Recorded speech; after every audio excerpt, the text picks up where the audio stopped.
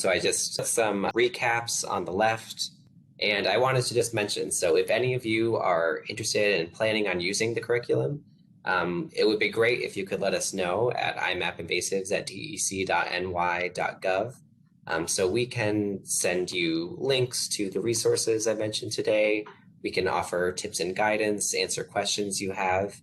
But more than that, even if you don't have any questions at this time, maybe there's nothing that we need to talk about at this time, but even if you have just emailed us and let us know, then we have an open line of communication going.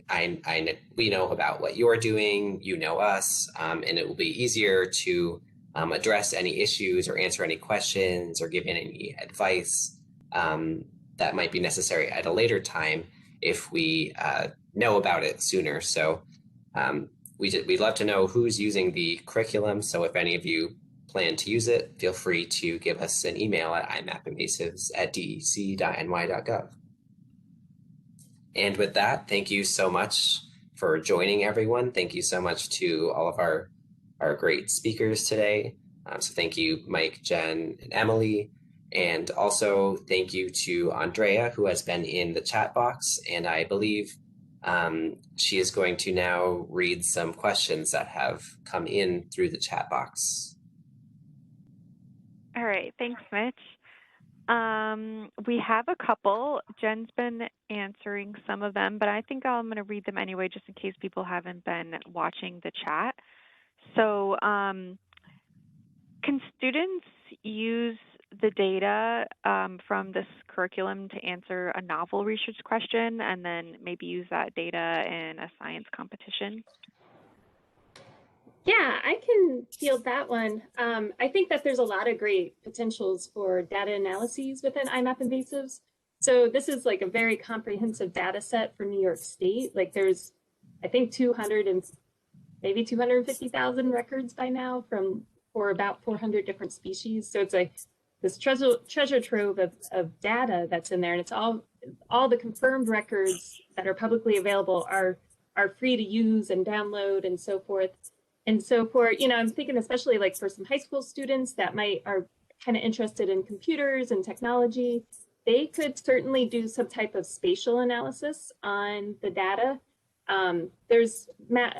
There are some really cool filters on the map interface itself. So you could filter, say, for aquatic species that are entered, from 2010 on up or something like that. Or, you can filter by the kingdom, by the genus. Like there's so many different ways you can dig into this huge amount of data.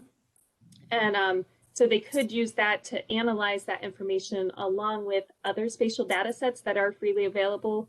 And there are some products like Google Earth can actually handle some, different ways of doing spatial analyses. And they could also, even if they don't want to get into that GIS, the geographic information type system, then they could also do some type of temporal analysis, keeping in mind that these are observations.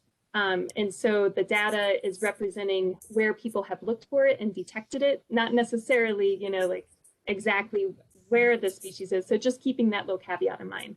And with that, I saw that Mike Jabbitt had raised his hand because he probably has some excellent ideas on how to use this for research. So Mike, Yeah, Jen, I was just going to add to what you said.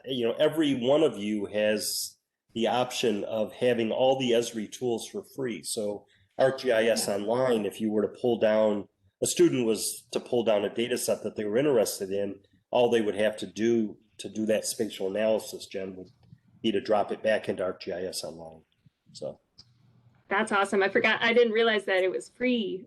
Esri tools were free for students. Every beautiful. tool that Esri has, Survey 1, 2, 3, all the way up through dashboards. Yeah. That's amazing because it can cost like $5,000 to $10,000 for like a professional individual to access that software. Right, for one seat. Yeah. Great. So when is the best time of year to go out and look for samples? Do you think the fall or the spring? Yeah, I had put in the chat box that from my experience, the fall time is the best, like for the school calendar, just because everything has like bloomed by that point or is like visible by leaves. So pretty much all those 10 species on the most common species list that Mitch showed will be out and somewhat visible, with the exception of maybe garlic mustard. But with that said, there are some species that will be, visible and easy to find May through June. So that's kind of like the more earlier spring plants. So like garlic mustard is definitely visible. But there's also a lot of species that you could even find like in the winter time if you want to get your students outside, like, Oriental bittersweet is a vine. And once you learn kind of like the characteristics of the bark of the vine, it's really easy to spot.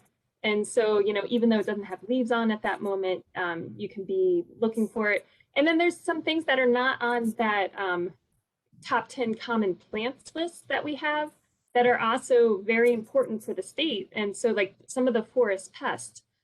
So hemlock woolly adelgid is one that's really important to look for in New York State and learn about.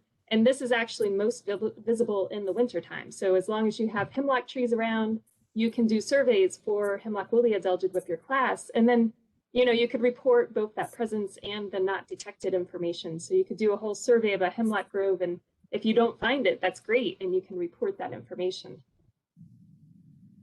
I think that's all we have for questions, Mitch. Thanks so much, Andrea.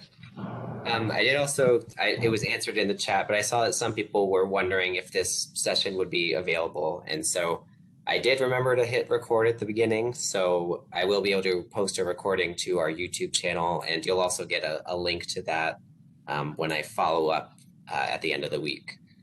So thank you so much to everyone who joined us. Thank you so much to all of our speakers. I so appreciate you taking the time to discuss the curriculum and share your experiences.